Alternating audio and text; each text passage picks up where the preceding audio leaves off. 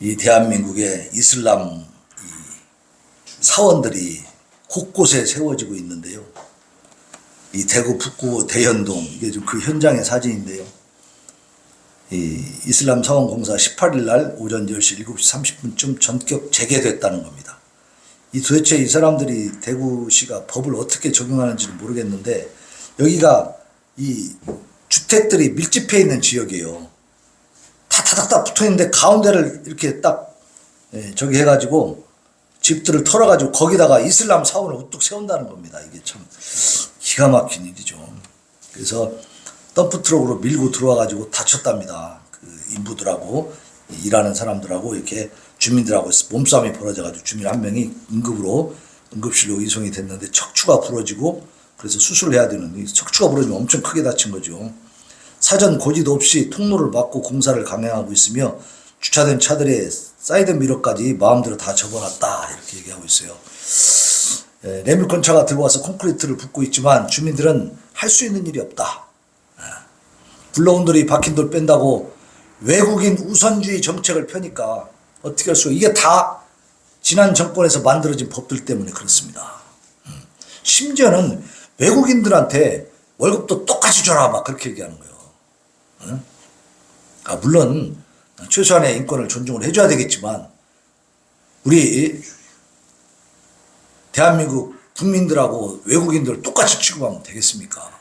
정말 너무 답답한 일이고 어느 정도 좀 그래도 대한민국에 살게 하면서 외국인들 도와줄 생각을 해야 되는데 이상스러운 정책을 펴는 거예요. 이게 뭐 세계 만민주의 마치 막 하나님보다 자기가 더 마음이 좋은 사람인 것처럼 이런 식으로 지금 정책을 펼쳐나갔단 말입니다. 그래서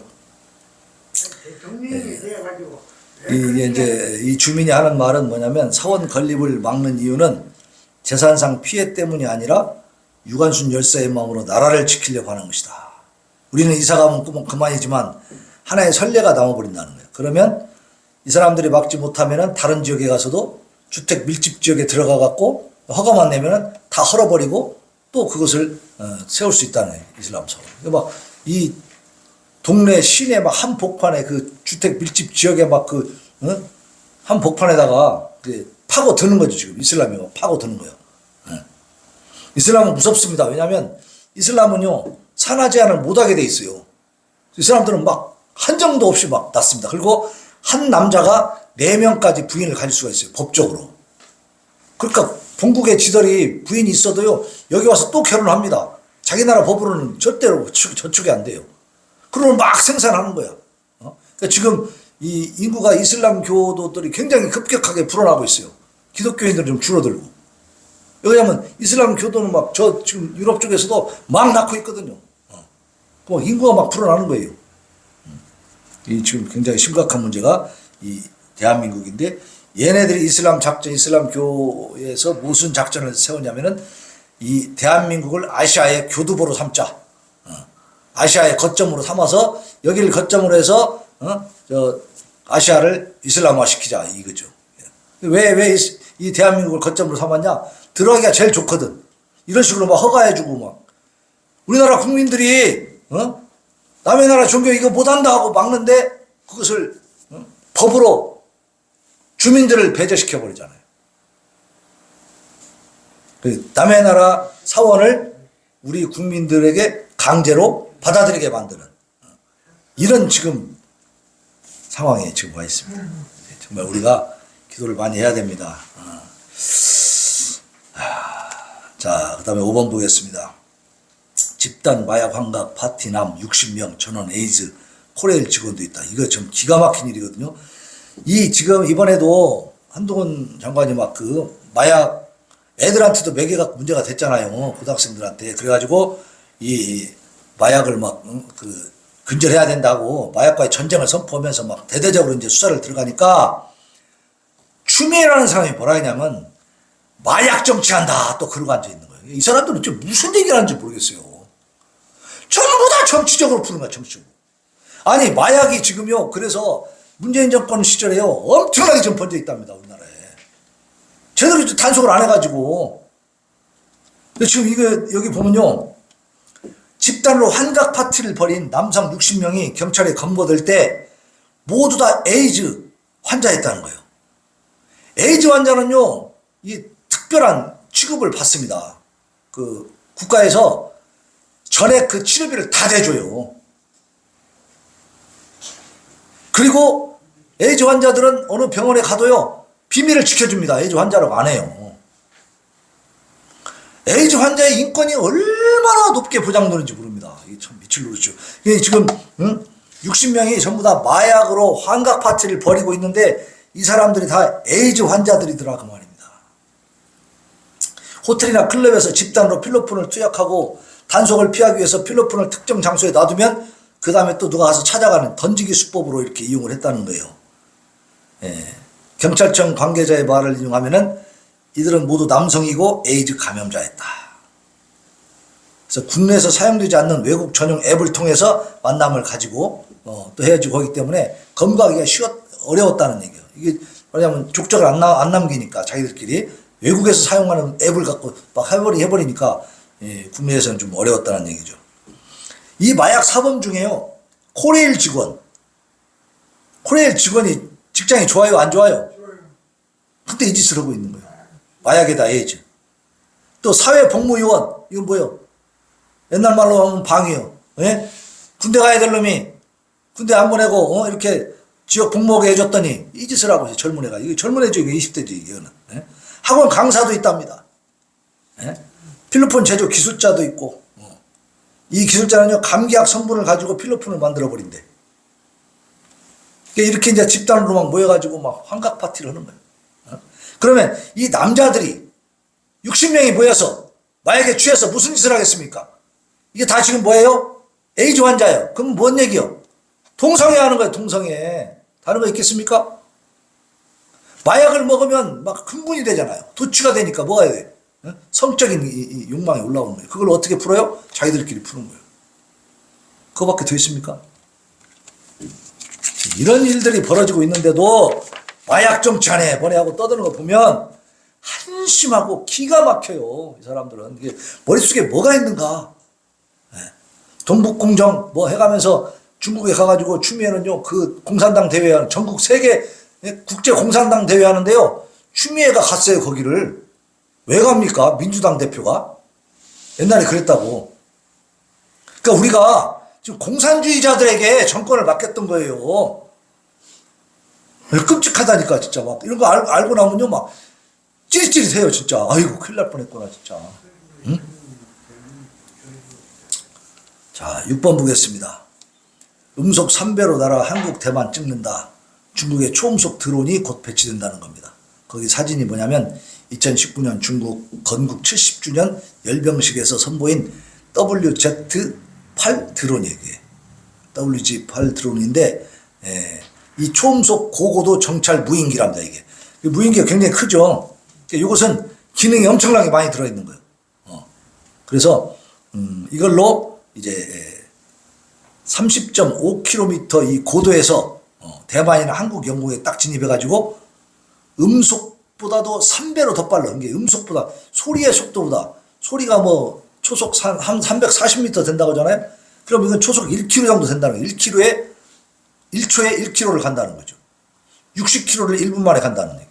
이렇게 엄청난 속도로 날아갈 수 있는 이 비행기를, 이 드론을 지금 실전 배치할 것이다. 그러면 이 용도가 뭐냐?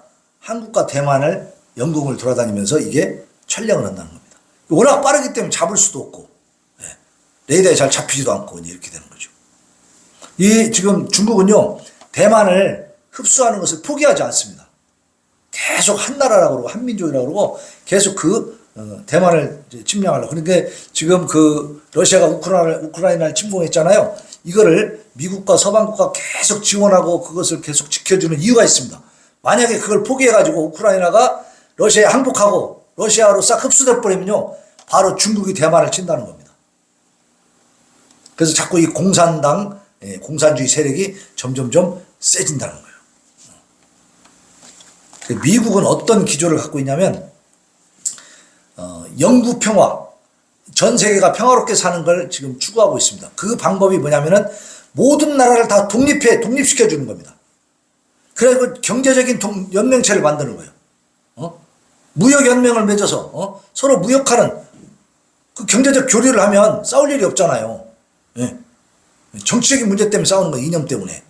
그러니까 다 독립을 시켜주자, 그거예요. 그러니까 대만도 이 중국이 흡수하면 안 되는 거야. 그냥 독립된 상태로 있어야 되는 거예요. 근데 지금 러시아와 중국은 그게 아닙니다. 패권주의입니다. 얘네는 다 흡수해서 자기들이 전부 다스리려고 그럽니다. 전부 다. 그리고 공통점이 뭐예요? 독재국가잖아요. 러시아나 중국이나 독재국가들. 북한도 마찬가지로. 이게 형태가 비슷하죠. 그래서 이 세 나라가 우리의 머리 위에 있단 말이에요. 네?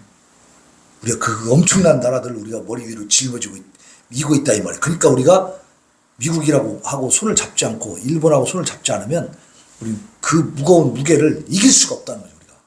네? 하여튼 지금은 뭐 국익이 최선이다라고 말할 수도 있겠지만 그 국익을 위해서나 무엇을 위해서나 세계적으로 정의로운 그런 방향을 찾아 나가야 될 줄로 믿습니다. 정의롭게. 예. 지금 윤석열 정부는 그 정의를 찾아가고 있다고 봅니다. 예. 그래서 우리 호남 사람들이 좀 정신을 차리고 좀 이런 것들을 잘 분별할 수 있도록 기도할 때 우리 여기 호남 지역에 대해서도 기도를 많이 해야 돼. 특히 군산도 정말로 쩔어 있습니다. 도대체가 뭐 생각해 보려고 하질 않아요. 생각해 보려고 하질 않아요. 참 답답하고 깝깝합니다. 네. 자, 우리 찬양하고 기도하도록 하겠습니다.